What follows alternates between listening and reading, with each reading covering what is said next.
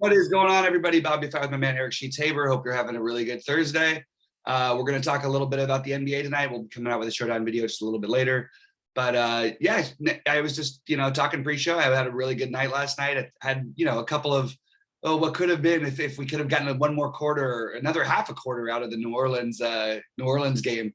I mean, I had literally like my highest owned plays last night were Brogdon, Trae Young, and Tate.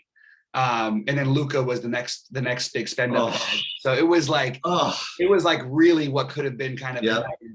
And on FanDuel, one thing that's interesting that I wanted to point out though is that my highest score on FanDuel, I did well on FanDuel, but nothing special. But my highest score by far was the first lineup I put in, and I posted it on our site on truedfs.com, and it had a shot to, it would have finished, I don't know, whatever it was. It made 4x on its money, and it was a really good lineup. And it was the first lineup I made before the Clipper news, before the Miami news, before any of this happened. And it was still a lineup that came in the top, 60 out of, I guess, I don't know, 5,000 people. It just goes to show you sometimes, especially on FanDuel, you don't need, the late news is always important, but maybe we overreact a little bit to it on DraftKings. Because honestly, I didn't need to play, obviously looking back, it's easy to say, but Tyler Hero's gotten us twice with this. Kyle Lowry got me with it. But my original lineup was the best lineup. I just thought that was interesting to point out on a night with so much information. At 9 a.m., the lineup that I posted as my early build on TrueDFS was my best lineup. So anyway, just for what it's worth. Sheets, how are you doing? And what do you think about this slate? We got a little 5-game slate with pretty much every guard out. So we'll see if we can't make heads or tails of what value is good value, which is bad value, which is going to be high owned, which is going to be low owned, and nice handy little slate to get through. Yep, let's get to it. And I think I actually think it's a fun little 5-gamer. I think there's things we can do, and I think unfortunately I hate to say this, but there's going to be some sort of news that we're just not expecting yet. Okay. All right, so why don't you start off with the Chicago New York game, since it's yeah. So for me, this is the easiest. I don't have a lot in this one. I mean, so much of the value and so much of the action is going to come from other games that I'm on this game the same as I was the last time I looked at a Knick game, and that is, I always have to say this, but if Derrick Rose plays, he's too cheap at 4,800, and he would be the only guy I would play. Now there's going to be, obviously better guard plays, which is what makes it kind of tricky. But he's certainly in the running. So he's really the only interest I have in this game, pretty much at all. Yeah, it's interesting with Rose because it's not like he played like a perfect game the other night against Brooklyn, but you see what kind of like if the game's close and it's down the stretch and they need to win, they're going with the same core guys. The Knicks, we know what they're doing now. Like Alec Burks and Derrick Rose are going to be on the court at the end of important games. And I seriously have questions whether RJ Barrett will be. Maybe sometimes he will, maybe he won't. But I really think them with Randall, depending on what kind of lineup they're going, it'll be Fournier or who's hot between he and Barrett, because they're trying to win games right now. I think Derrick Rose is like an automatic play as it currently stands. I think at 4,800, not only is he too cheap, I think he's like way, way, way too cheap. He doesn't have to play well to get you, 5 or 6x, and that's good enough for me. They did, it was quickly the other night. It could be these other guys. I don't mind taking stabs on all these other Knick guys, and just in case of what happens, like especially with RJ Barrett as a question, with the Q tag, if something happens there, I would probably take some shots on Quickly or Fournier, because I think that they have a narrow rotation, and I think that we might see Alec Burks at 65 and go, whoa, not for me. But I actually think he's viable at 6,500. I just think he's going to Alec Burks has never been a guy who played 30 minutes in a game, so we didn't know what to expect from him. Now, not only that, he's playing like 35 minutes. I just think they're both really good plays, Rose and Burks. And then on the Chicago side, it's hard to find anything that makes like logical sense. But I would say on a small slate, taking a shot at Lonzo at no ownership is kind of interesting. That's where I'm at here. So Burks, Lonzo. Milwaukee, Toronto. This is my thoughts on this. So first of all, I put early ownership projections up, which to me are a colossal joke. I'm looking at them right now, and given the nature of the slate, and given the fact that you have all this value, and given the fact that Giannis projects like 7 points, whatever, higher than everybody else, he's got to be like a zillion% owned, right? I mean, like you could play him just so easily, even though he's 12K. I see him 25%. I can't see a world where that's the case. I'm going to find it difficult to not play him too, if you want to know the truth. I mean, I know it's a back-to-back or whatever, but I just don't know where the points are going to come from to make up for not having him on the slate. That's what I'm looking at without. I mean, I ran 20 lineups and all 20 have him. I don't know. Again, maybe stuff happens where I don't know where other guys become better projected or better ceiling plays, or whatever. But I'm finding it difficult not to play him. And then on the other side, Toronto, once again, you're going to get Precious as showing up as a good value. He burned everybody last time, but maybe this time he's not as he's not 60% owned, right? So who knows? I mean, you're competing with maybe Steven Adams at the same price point, with very similar value projections. So you could, and it wouldn't be the first time that a guy who failed his chalk came back to smash the next game. So he certainly. By the way, he fouled out of that game in 19 minutes. That wasn't like he wasn't. You know what I mean? It was. Right. He would have played more. Sorry, didn't mean to interrupt you. Right. So I do like that. I like Van Vliet, but this is not the way I usually like to play. But I'm just finding it difficult to stay to not play Giannis. Yeah, with the way the slate is right now, I mean, look, I don't like any of these initial prices when I just take a look, but I have to just keep saying what I was saying last night about Charlotte. It's not, Milwaukee's obviously a good defensive team, but they just play so fast, man. Like there's got to be opportunities for ceilings on the other side. I'm very into the Precious play. I think it would be, honestly, I think that if he's not like 40% owned, it's probably kind of a mistake. Like what's different? This is a smaller slate than the other night. There's really nothing different for his role. Nobody's back. They are giving Watanabe some minutes, and everybody would say, "Oh, look at the minutes and this and that. And maybe he won't do it as much." I'm like, he fouled out, like you said. He fouled out. The guy fouled out, and he played poorly. It's I don't know. I still like Precious a lot here. So, and we have to see about Gary Trent before I get into the other stuff, because I do think there'll be some things I might consider without Gary Trent, including overpaying for a guy who was terrible the other night for us. But I would consider like one of Watanabe, Mikael, Malachi Flynn as potential options. And that's, and if Gary Trent plays, I kind of like him. I agree with with what you said about Giannis, but I actually really like Chris Middleton here. I think Chris Middleton is getting back to it, and we'll see, by the way, I feel like somebody may end up sitting out just because of the back-to-back, and it's going to another country, but I don't know. We'll see. I mean, just for what it's worth, Middleton last night had, 37 fantasy points, and he shot 6 of 18 from the floor. That's obviously he can improve on that. So I think Middleton's kind of rounding into form a little bit. He's shooting the ball more. He's more active. So I don't mind Middleton or Holiday, but I do think Giannis is really a tough fade today. And I think Grayson Allen is going to be overlooked value regardless of however the slate ends up. And a guy who took 9 shots and put up 30 fantasy points last night, I just think he's a strong play, and he can always shoot himself into a good game. So I have Grayson Allen as currently, secondary value or whatever you want to call it. Right. OKC Memphis. Yeah, OKC Memphis. I currently have Trey Mann as projected the top point per dollar play on the slate, for whatever that's worth. I don't know who's playing or whatever it is, but he's 3,600. We're going to see who's actually playing, who's actually starting, who's actually doing whatever. But right now, that's where I have. And then Memphis, the usual guys with Jai out. You're going to have, well, I shouldn't say this, but with Tyus Jones at point guard. But then, the bigs.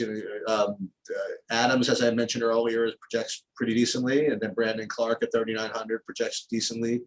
Maybe you'll give Anderson another shot, and there's other guys, Jaren Jackson and the guards. I mean, as long as Jaw's out, and they're not really doing. I guess they priced them up a little bit. I mean, Melton 51, Payne 60. Yeah, maybe they have 64. That's why I was wondering, like, why those guys aren't showing up. I guess they did price them up. The only guys that are still showing up as values, at least on point per dollar basis, are the bigs, right? Adams and Clark, and somewhat Tyus Jones. But Did they move? I didn't look at FanDuel yet. Did they move Tyus Jones up in salary, or is he still under 5K on FanDuel? He is. He's 4,600 on FanDuel. Still, huh? Yeah, that's tough.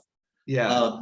So that's where I'm at right now. Nothing particularly exciting except for those guys. We get the Steven Adams revenge game, whatever that's for. That's true. It's weird, man. Like, I don't know what to do with this team because I'm sort of interested in everything. I'm going to go back to playing Payne at 6,400. On FanDuel, it's like hard not to play Payne, but on DraftKings, people are not going to play him at 6,400. And I will, for one, be a person who plays him. He's too active. He's too much a part of what they do without Ja. And I'm going to say, I said the other night, maybe not the right slate for it, but maybe this one is the right slate for it. I don't understand why they won't give D'Anthony Melton more minutes without Ja, but Melton is a really good long shot tournament play at 5,100. I know the minutes haven't been there. The production is absolutely been unbelievable. I mean, you're talking about 1.6 for fantasy points per minute. But the whole team, it's like I feel like we should be doing more. If Kyle Anderson's out, it would open things up. And it's almost time to maybe start playing Dylan Brooks at 7K even. We just have to think about it. Certainly on FanDuel, you can play all these guys. They're all way too cheap on FanDuel. But if I had to rank the Memphis side, because I think that's what you kind of need to figure out here, I would go Tyus Jones, Desmond Bane, Steven Adams, Jaren Jackson. And then I need to figure out what to do with Brooks and Anderson. Kyle Anderson didn't get the minutes the other night either. Jaren Jackson I feel like he's going to end up being more popular than what they're projecting, but he can really get it going. So that's the way I'm sort of ranking it. And then Brandon Clark, they just won't give any of these guys any minutes. It's driving me nuts. So I think as it stands, it's just the guys I mentioned in the order I said, but it's a little bit tricky. And I could see in this game also getting a little out of hand. So I don't know, but I think we're going to have to play at least one player from Memphis probably in every lineup, in my opinion. And then on the other side, I do think Trey Mann is going to project really well. I don't know what to do with the Roby thing if Muscala plays or not. I guess I'll consider it, but he's just not getting the minutes. And we should probably, look pretty deeply at Robinson Earl. He put up 30 fantasy points last night and he's 4,400. He's getting the minutes right now. Darius Baisley, maybe on a back-to-back, he doesn't play. Who knows? If he does play, I'm kind of interested there. It's just a bunch of kind of interest for me on the OKC side, which feels wrong because we have no Giddey there. But Shea is going to be really popular, and I am okay with fading him, and I'm okay with playing him. I don't have an incredible I agree with that. stand, on him. But I don't think he's stands out as being the absolute, there is a bust path for him here. And but just on his face, I like it. I like the play. Anyway, Detroit Phoenix, you want to start it off? Yeah, so obviously you have to deal with this because Booker's out, right? So with Booker going to be out, so the two most natural guys that we're going to play anyway, they're going to pick up usage are going to be Chris Paul and DeAndre Ayton, and they're going to rate as good plays. They're going to be played by a lot of DFS people, and certainly I could see why. Then other guys that are going to be sliding in, right? Guys like Cameron Payne.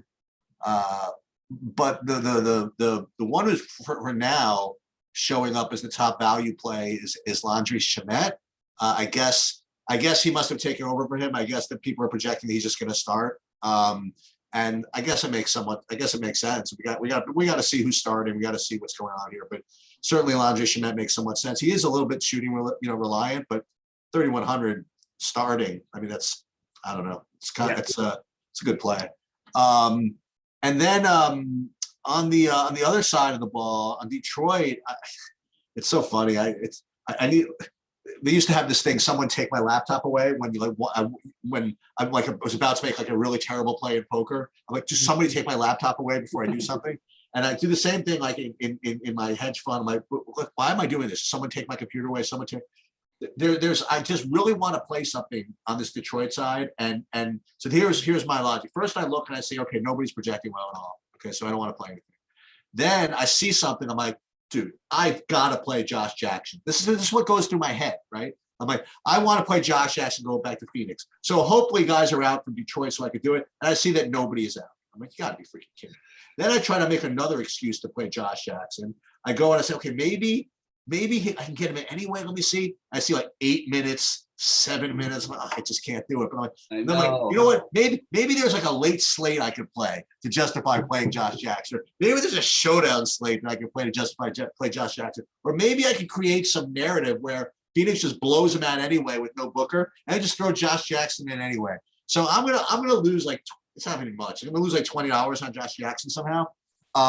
But this is I need some time to take my laptop away. But usually that means, Eric, just waste your $20. It's fine. It's not gonna break you or something like that. But the real plays in this game for me, look, Jay Crowder, I even forgot about him, but Booker out. I mean, there's just shots to be had all over the freaking place. So all these guys are gonna be playing. Yeah, okay. So on the Detroit side, for me, first of all, I love the thinking. It's a long shot thing. If you get a couple guys out, I mean, I know, but no one's out. I'll take this. I know, and weirdly enough, though, like I just feel like it is that kind of weird play. We're not, by the end of the day, we won't even probably consider, because there'll be other injury things. Of course not. But it is like one of those, like a guy who's projected to play 5 minutes that that could get you, that ends up getting you 40 or 50. It's interesting. I could see it being, viable. It's awful. I think Bay and Cunningham are where my interest lies for the Detroit side, and Isaiah Stewart. I don't think Isaiah Stewart is going to be popular at all. They're going to want size to go up against Ayton, and on top of that, Stewart is actually like trending in the right direction. He played 33 minutes the other night, put up 37 fantasy points. If I can get 30 minutes out of this guy, I would love to take advantage of this. So I do like Isaiah Stewart a lot. I don't think I'm at the Jeremy Grant point unless I was stacking this game, which is definitely viable. Shamet feels like the kind of play that we're going to probably want to play, and the projections make it so strong to where it's hard to fade it. But I could definitely see that working out poorly. But then he's going to get 12. Right. Yeah, exactly. Yeah, it could go the other way. I still am probably going to play him. Like, it's just too many minutes that he's projecting for, assuming he's in the starting lineup, of course. And if he's not in the starting lineup, I think he's a good tournament play, because then he'll actually have a little bit lower ownership. But Crowder, Payne, Cam Johnson, all these guys are interesting to me. I don't have as much interest in Chris Paul. I do have interest in Cam Johnson. I'm sorry, in DeAndre Ayton. And I think Ayton could actually like just crush in this spot. I don't think they're going to try to require Chris Paul's the best of his services, which I always say, like Chris Paul, you want to play him in those really tough games. Right. That's when he tends to go off, like he did against Golden State the other night. I don't think this is that type of game. So Cameron Payne, I would rank it, assuming it's like this, Shamet. I think I would go Crowder, Payne, Crowder, either one. It's very close between those two. Then Cam Johnson, then Ayton, then Paul. And that's pretty much it. The one thing that we should probably keep an eye on, though, is if you get a low on Mikael Bridges, well, he's not overly active even without Booker. I think without Booker on the court, there's enough shots to go around for him to get going. But it's going to be a little bit of a wait and see. It's hard. Hopefully we'll get their starting lineup early. I don't think we will, but I really am curious who they're going to end up starting tonight. I assume they just would go with what worked at the end the other night, which was sort of a mix of other guys. Anyway, it's going to be, that one's for 6:30 Eastern, 6:30 tonight, by the way, because it's 7:30. Yep. All right. San Antonio, Portland. You want to start it off? Yeah. I mean, you play 5 Portlands, you play DeJounte Murray, you play Giannis, and then you go home. I mean, like, not to say you have to do that, right? But you could certainly do that. Right. And if you want, you could throw in Lonnie Walker at 3,400 for San Antonio if you feel like you have to, but I don't think you have to. The play on Portland that I think is going to be the best play of all of it is if Norman Powell retains that Q tag throughout the whole day and ends up playing. I think that he's probably the best play. I think. Mm-hmm. If he retains the Q tag, I think if he's announced in early, I think he's going to be pretty crazy popular. I would imagine. I don't know. Mm-hmm. But all these guys, I mean, with Lillard out, and not that you needed it, but that Little is out also. I mean, that's just minutes that's gonna be eaten up by people, and so it's gonna be Simons and even Dennis Smith Jr. if you want, or and Powell and Nurkic. I'm probably missing. Oh, and Covington. You know what I mean? Any or all of those 5 guys. I mean, you could play in a cash lineup. You could really do that. You could play 5 of them if you want, and then play and McCollum obviously. You can play 5 of them with DeJounte Murray on the other side if you want to do that, and then play Giannis and another cheapo, and that's your cash lineup if you want to do that. You know. Yep. But that was my initial like master of the obvious build for tonight, is just to do that. But that's where I'm at. Makes sense. I mean, DSJ may still just keep getting minutes, and I'm always going to have interest in that guy if he's going to be low owned. Like, he'd be my not pivot off of Simons, but like you could play both of those guys together, no problem. Simons is it's just a great spot, and he's just, the minutes are there, they're secure. He doesn't need to shoot well to get there. He's too active. If Powell is out, it's going to like make these guys even more chalky. Yeah. But like, did they raise the price on Nurkic enough? I know he didn't do it as much as everybody expected it tonight, but that was a back-to-back, and I think Nurkic is too cheap. I think that McCollum. Nance, he's the other one I forgot. Yeah, him too. Yeah, I like the Nance actually today. Nance and Rocco for value for sure. But I think that McCollum is firmly in play in this kind of a matchup. And these guys are going to be popular. But again, I agree with you. If Norman Powell plays, I like him. But otherwise, I would rank it Simons, probably Simons, Nurkic, McCollum, Nance, Covington, something in that range. And then I think that your long shot play is DSJ. I do think you're gonna have to have a lot of exposure to this game, and it's a good thing it's the last game, because these late swaps have been, you know, you just know you need to see how things are going to play out. I love DeJounte Murray on the other side, and I love Keldon Johnson too. I think that's the play I like the best from the Spurs side outside of DeJounte. And Derek White, people hate to play him when he gets above 6K. And I think maybe on this slate is a time we could consider it, because I think you're going to want to stack this game up. So I like all those guys. I mean, I just think this is the best game stack. It should stay fairly close. It should be fast paced. It's I believe the highest total on the slate, tied for the highest total on the slate with Milwaukee, Toronto. This is my favorite game stack, and I want to try to get creative with it. So I probably will be including guys like Vassell. I don't think I'm going to play Lonnie Walker if he's end up projecting like this, because I just don't think you need to. Yep. But I think that Podol would be you could play a Podol and Nurkic lineup together. I think that's totally logical. Podol at 6,100 is completely fair, and I think he's a strong play. So like, these are kind of fun. I would never play this line. That's why I just put it in here. Like these are like kind of fine lines to think about. This is not even a tournament line. This is like 6 Portlands, for example, with like Giannis here, and then like you can just slide Ayton in like a spot. Yeah. So they won't even let you play that, will they? You can't play 6. I gotta ask Evan. I think you might have to play 5. I think you can play 6, can't you, from a team? Maybe. I always. Well, you know what? Let's try it. How about that? Let's see what happens. Yep. Oh, I guess you can. Yep. You can. That's that. That's it. Yeah. Go ahead. Sorry. Yeah. No, that was it. Yeah. This is. I mean, the Portland value makes certainly a lot of sense. The Phoenix value makes a lot of sense. That's you know, you might get a little bit. I was about to say you might get a little lower ownership on the Memphis value, because that other value probably is going to project a little better. But the thing is that some of the Memphis values at other positions, right? So you're getting the Memphis at center and power forward, maybe if you play Steven Adams, where in the Portland game, I mean, you're getting a good play with Nurkic, but you're not, you know, Nance, you could play at center. I don't know. It's interesting, because I actually agree with you. Like, I think Nance and guys like Nance and Clark will be overlooked on this slate somewhat because of the other quote unquote better value. And I think that they're actually really interesting plays. So don't assume that because you see a game log that everything's going to play out the exact same way. And I would say that about Trey Mann too, who's going to project as being one of the best plays in the slate. He doesn't have to play 30 minutes. There are other options they can go to. They didn't play particularly well with him on the court. He didn't play well, and they can do a million other things than play him. They probably will continue doing it, but I'm not going to say it's a guarantee. So look at, you know, another guy on this slate who I don't know why no one's projecting well and never projects well. I'll just say it again. Lou Dort feels like a good 6X play just without, you know what I mean? Just by being there. He just seems to be a good play every day, and no one seems to want to play him.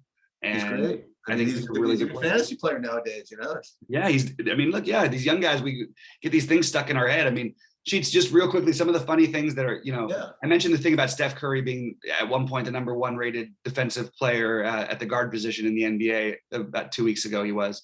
Yeah. And you know who else was in the top 5 was Zach LaVine. These were what these guys are literally supposed to be bad at. They're not able to play defense and all this stuff.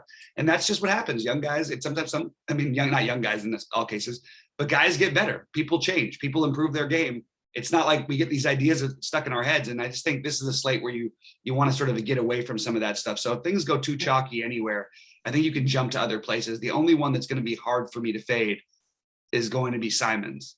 Everyone else, I think, is completely like that's supposed to be popular. Chris Paul, even McCollum. I think everyone else has a fade path.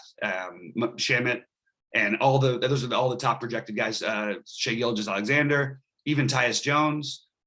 Giannis would be the next hardest guy for me to fade, but I think you can find a lot of different things to do. It's just going to be hard to know with all these Q tags, and then also just knowing that we're going to have information we don't know yet. So are you going to be around 6:30? I will.